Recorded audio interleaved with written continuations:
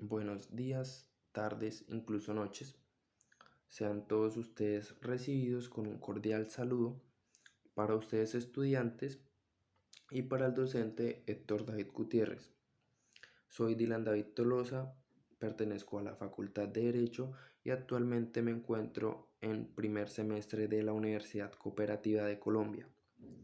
En primera instancia, quiero generar una contextualización general del pensamiento político de la Edad Media, teniendo en cuenta que esta actividad se desempeña bajo el marco de la clase de pensamiento político. Bueno, la Edad Media fue un periodo aproximadamente de 10 siglos. Su permanencia, según historiadores, consideran son 10 siglos, comprendidos del siglo V al siglo XV, en donde se da inicio con la caída del Imperio Romano de Occidente en el año 476 y la caída del Oriental en el año 453 con la caída de Constantinopla. Cabe resaltar que hay un paralelismo entre este año, pues eh, esta fecha llega a coincidir con la invención de la imprenta por parte de Gutenberg. También en este periodo de tiempo se da el fin a la Guerra de los 100 años, que estaba siendo gestada por parte de los reinos de Francia e Inglaterra con el fin de llegar a definir quién controlaría las enormes posiciones acumuladas. Cabe resaltar que esta era una guerra de raíz feudal, eh, pues por parte de los reyes ingleses, esto debido fundamentalmente a la pugna existente en los territorios franceses en el año 1154, debido al ascenso al trono inglés de Enrique II Plantagenet. Por otra parte, este conflicto tiene implicaciones internacionales. ¿Qué quiere decir esto? Que de cierto modo viene a afectar toda esta economía, viene a limitar todas estas posibilidades de comercialización con, en este caso, los pueblos vecinos. Después de numerosos avatares, se llega a consolidar la retirada de las tropas inglesas en territorio francés. De igual manera, en la Edad Media se llega a sustituir el sistema tradicional que estaba basado bajo un sistema esclavista por un modo de servidumbre feudal, así como una descomposición centralizada del Imperio Romano, que se dio, que dio o fue la apertura a la dispersión del poder, pues fundamentalmente en la monarquía, siendo esta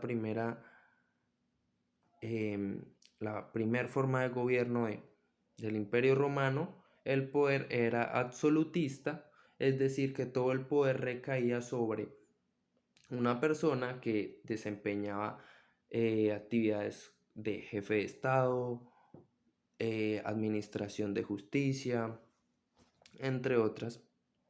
Eh, como tal, la población, pese a que podía participar de manera directa, supervisando cuáles eran estas decisiones que tomaba el emperador, no podía llegar a decidir sobre una problemática a futuro.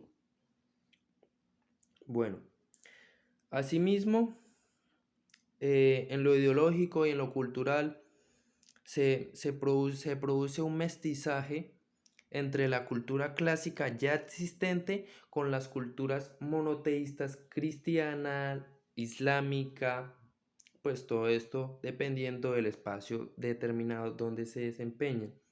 Añadiendo, la Edad Media llegó a dividirse en dos periodos fundamentales: la Alta Edad Media, comprendida entre los siglos del 5 al 10, la cual se da con la caída del Imperio Romano de Occidente, hasta la consolidación del propio sistema feudal en el siglo XI.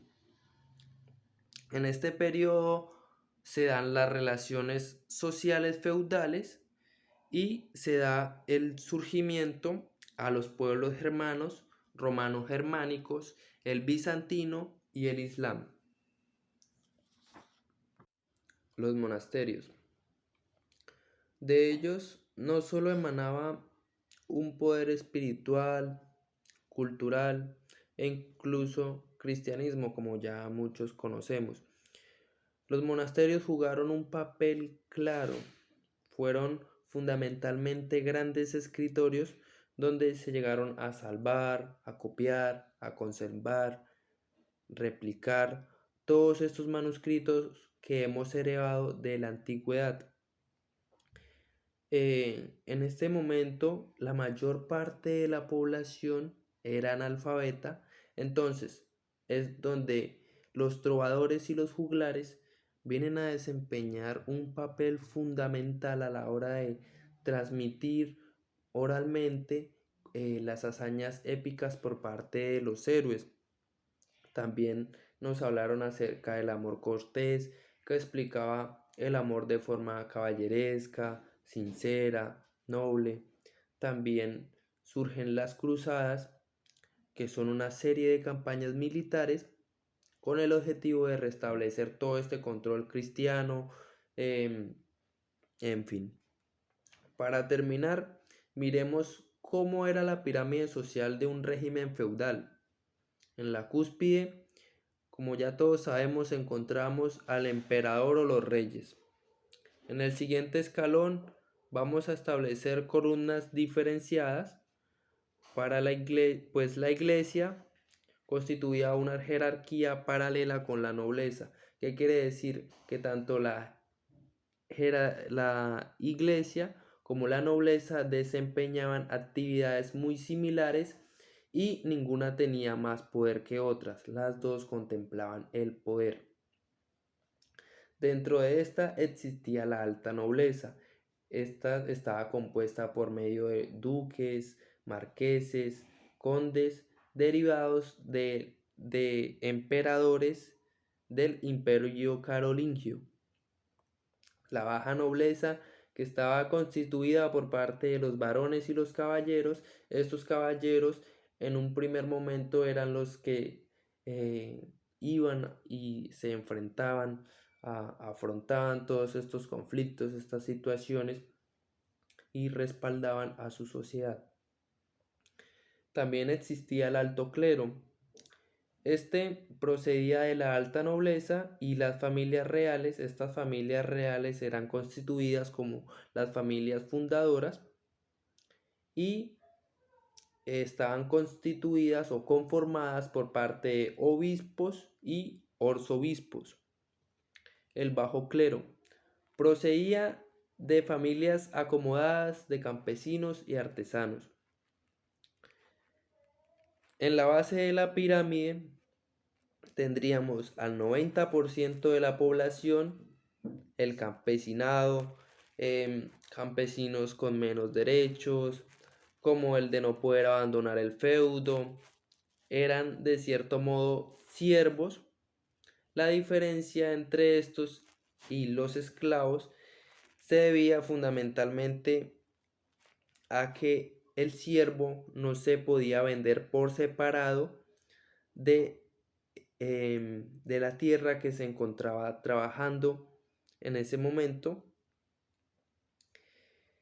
y se consideraba también jurídicamente al siervo como un hombre libre.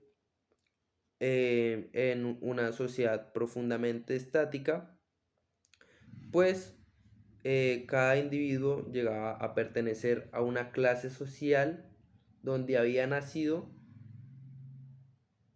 y era complejo porque pese a que los esclavos en su transición de libertos podrían alcanzar la garantía de ciertos derechos, eran muy pocos. Incluso las injusticias eran compensadas por la religión. Imperio bizantino. Em, Desde aquí se empezarían a cristianizar todos estos pueblos eslavos, como los serbios, los búlgaros e incluso los rusos. Posteriormente a esta cristianización de los pueblos, nos encontramos con los pueblos germanos. Estos pueblos germanos, que eran considerados pueblos bárbaros para los romanos, representaban de cierto modo un riesgo. Estos pueblos eran procedentes del norte de Europa y se fueron acentuando y formando reinos. Estos reinos tenían la caracterización de que dentro de sí mismos mezclaban rasgos culturales notorios de la civilización griega, así como la latina. Y gracias a esto se da el surgimiento al derecho romano. Se establece al cristianismo como una religión oficial. Por otra parte, en el año 620, en la Meca, surge una representación de la figura de Mahoma. Esta se crea con un fin netamente religioso, en la que es impulsar al Islam como una religión monoteísta. Cabe destacar que esta religión tuvo una expansión desde la península ibérica hasta la India. En este momento, la presencia de los musulmanes representaba una civilización rival alternativa, pues ellos mismos en un tiempo, varios siglos, tuvieron el control del mar Mediterráneo, limitando así la comercialización de Europa occidental. Y es aquí donde en Europa occidental, por medio de la agricultura, empezamos a conocer las bases del sostenimiento, las bases de producción. Gracias a la agricultura se llega a desarrollar esta sociedad feudal que entraremos a cuestionar más adelante. Y gracias a las batallas de Poitiers se da el retroceso a estas fuerzas musulmanas que tenían el control de todo el Mediterráneo. En representación de Carlos Martel y su nieto Carlomagno. Carlomagno tiempo después jugaría un papel fundamental a la hora de lograr la expansión de distintos reinos francos que más adelante llegarían a ser consolidados o se convertirían en, en el imperio carolingio, incorporado este imperio por Europa central y occidental. Carlomagno conquistó Italia y fue denominado emperador Augustus por el Papa León III en la Navidad del año 800. Tras la muerte de Carlomagno, el imperio se acabaría dividiendo por sus nietos, donde Alemania y Francia entrarían a disputar el norte de Italia, quedando como victorioso Alemania y obteniendo así la corona imperial, dejando como resultado el Sacro Imperio Germánico. Tras la desintegración de este imperio carolingio, pues debido fundamentalmente al fracaso que tuvo el proyecto político centralizado por parte de Carlomagno, fue notoria la debilidad que tuvieron los reyes en este momento, viéndose obligados a ceder su autoridad a los cóndoles, a los marqueses, que de cierto modo decidieron brindar su apoyo. En esta instancia es los monarcas, que en este momento los monarcas eran los dueños de las tierras, denominados feudos, deciden cederlas. ¿Con qué fines? Con el fin de encontrar un respaldo, de poder, digamos, consolidar y, y soldar estos déficits que tuvieron los reyes a la hora de no poseer una directriz capaz de controlar, capaz de hacer un seguimiento constante de cuáles eran las decisiones que estaban tomando eh, estos cóndoles o marqueses. Por otra parte, tenemos a los sarracenos y húngaros. Estos mismos llegaron a representar un riesgo alto, pues desequilibraron de cierto modo la seguridad social, obligando a los reyes a tomar medidas cautelosas, donde encontraron a los nobles a la defensa de sus territorios. Gracias a estos nobles pudieron establecer el nacimiento a la figura del caballero, y es aquí donde empezamos a evaluar el feudalismo. El feudalismo alcanza su mayor madurez en el siglo XI, y los otros dos siglos posteriores se da su máximo umbral. El feudalismo. Por feudalismo entendemos a un sistema que está basado bajo una serie de lazos y obligaciones que respaldan compromisos generalmente bélicos entre un hombre libre, el vasallo, y otro hombre libre de orden superior denominado el señor. Eran bélicos debido al conflicto que vivían y a las invasiones que eran notorias por parte de los pueblos vecinos, los pueblos germanos en este caso, que representaban un riesgo exponencial para las sociedades. Estas sociedades se encontraban organizadas por medio de feudos, que entraré a explicar más adelante. Principalmente, el vasallo juraba lealtad a su señor, y éste daba una prestación de servidumbre, principalmente en un auxilio militar y consejo político, recibiendo a contraprestación un beneficio. Habitualmente el control y la jurisdicción sobre la tierra y la población de su feudo se le denominaba vasallaje. Este vasallaje se confirmaba a partir de dos ceremonias.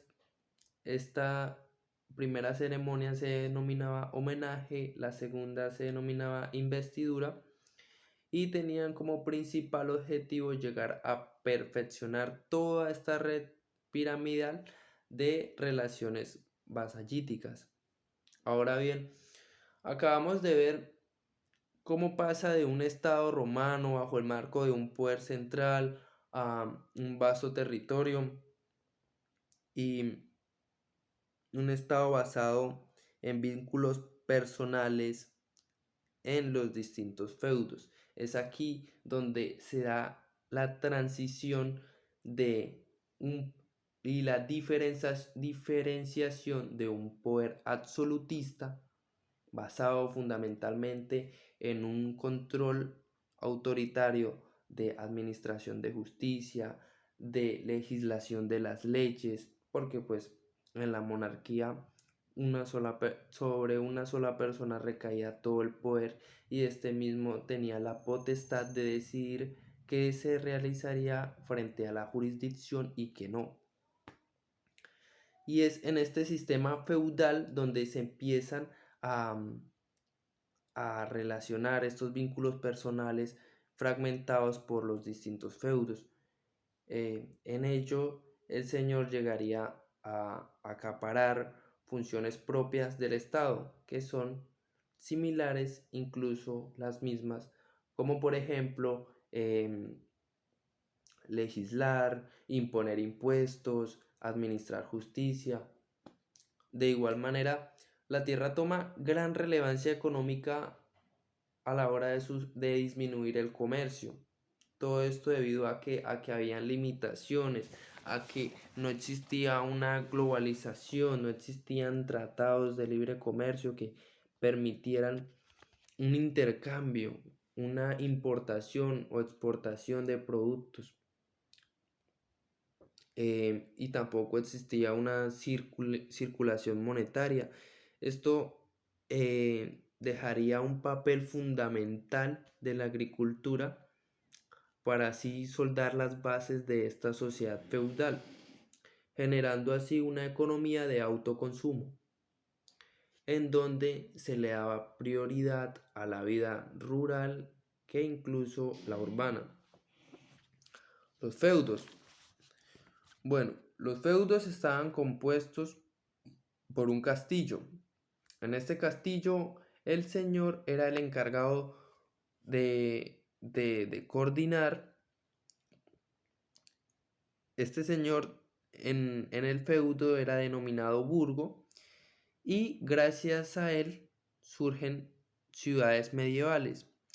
A los habitantes de estas ciudades medievales se les denominaban burgueses, donde acudían a los campesinos para llegar a comercializar productos de la canasta familiar, artículos de uso cotidiano, eh, y es aquí donde se da la consolidación de los gremios compuestos mayormente por artesanos, por campesinos, dando así la apertura a, a una infraestructura, a una arquitectura, a un desarrollo con un estilo gótico que viene a transformar y hacer una evolución de románico, de lo románico, dando así el levantamiento a prestigiosas catedrales, tales como Charles, París, Colonia, León, Burgos, asimismo como la creación de universidades como Bolonia, Oxford y Cambridge. En estas mismas se aprendían las artes liberales compuestas por el trivium.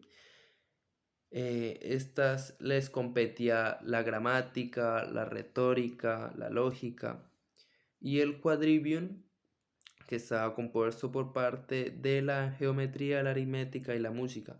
Cabe resaltar que también podían cursarse estudios especializados en derecho y filosofía.